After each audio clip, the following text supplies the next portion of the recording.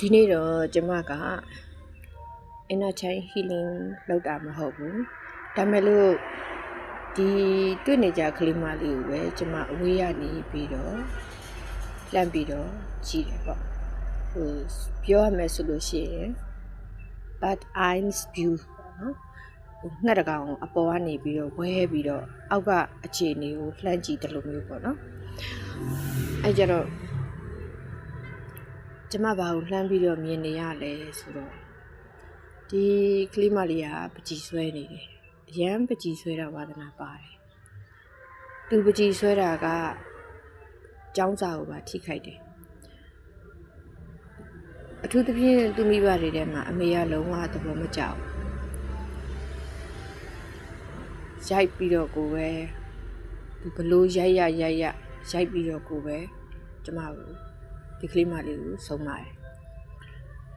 အဲကြတော့ဒီကလေးမလေးကဘာဖြစ်လဲဆိုတော့ခါကျသူအเจ้าမှာရောက်တယ်ဆိုလို့ရှိရင်တငယ်ချင်းတွေကိုနင်ပါပုံဆွဲမလဲပါပုံဆွဲမလဲဆိုပြီးတော့လိုက်ပြီးတော့မေးတယ်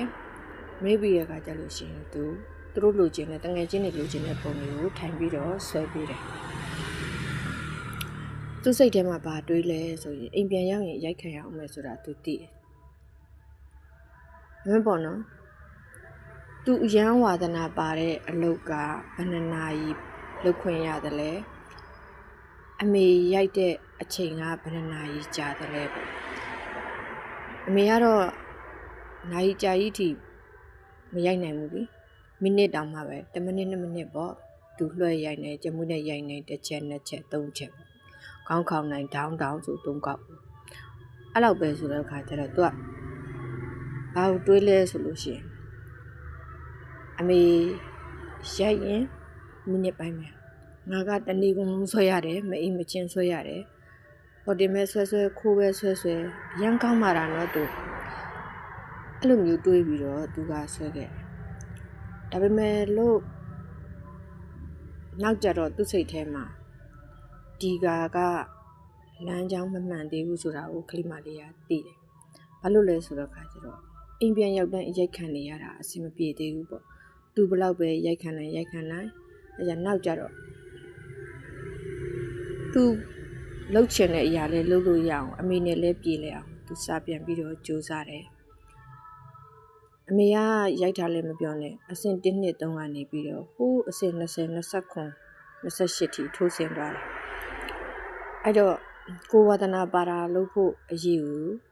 ဒီကလေးမလေးကအဆင့်30အတွင်းဝင်အောင်ပြန်ကြိုးစားတယ်အဲ့နောက်မှာအမေနဲ့အဖေယူမျှသွားတယ်ဆိုတော့အမေလည်းရိုက်တယ်မခံရတော့ဘူးကိုလည်းဆွဲကျင်တဲ့ပကြီးဆွဲရတယ်ဆိုပြီးတော့ကလေးမလေးကပျော်တယ်ပေါ့နော်ဒါလေးကိုကြည့်လိုက်တဲ့အခါကျတော့အခုချိန်ထိဘာကို focus ထားနေလဲဆိုတော့ပကြီးဆွဲခွင့်ရခဲ့တဲ့အချိန်လေးကို focus မထားခဲ့ဘူးဒါကဒီအပေါ်စီးရနေကြည့်နေတဲ့ကျမရဲ့အမြင်ပေါ့လွဲမနေတဲ့အမြင်ကိုပြန်ပြီးတော့တည့်လာလိုက်တာပေါ့နော်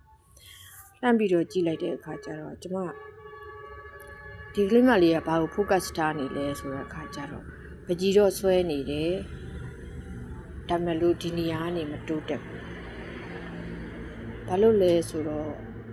သူ focus ထားတာမှားနေတယ်အခုချိန်ထိလည်းကျမကဒီအပေါ်စီးကနေကြည့်နေတယ်ကျမကိုယ်တိုင်လည်း focus မထားတာမှားနေတယ်ဘယ်နေရာမှာမှားနေလဲဆိုတဲ့အခါကျတော့ပကြီးဆွဲခွင့်ရခဲ့တဲ့အချိန်ဒီကိုလက်ကဆွဲနေတယ်စိတ်က focus ထားတာအမေကငါ့ကိုရိုက်တယ်အမေကငါ့ကိုတားတယ်အမေကြောင့်ငါကမတိုးတက်တာဆိုတဲ့ negative thinking ပေါ့နော်ဒီ negative အတွေးတွေနဲ့ကျမကသွားနေတဲ့အခါကျတော့ကျမကမတိုးတက်ဘူးဒါလေးကိုကျမမြင်ခဲ့တာကြာပြီပေါ့နော်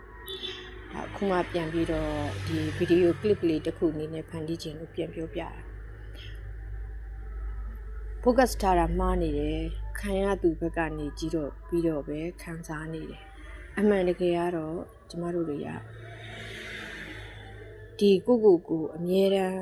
ဒီအပေါ်စီးကနေပြန်ကြည့်တဲ့ timeline ကိုပြန်ပြီးတော့ကြည့်ပြီးတော့ပြန်ပြီးတော့သင်ခန်းစာယူသင့်တယ်ဆိုတာကိုကျမကလည်း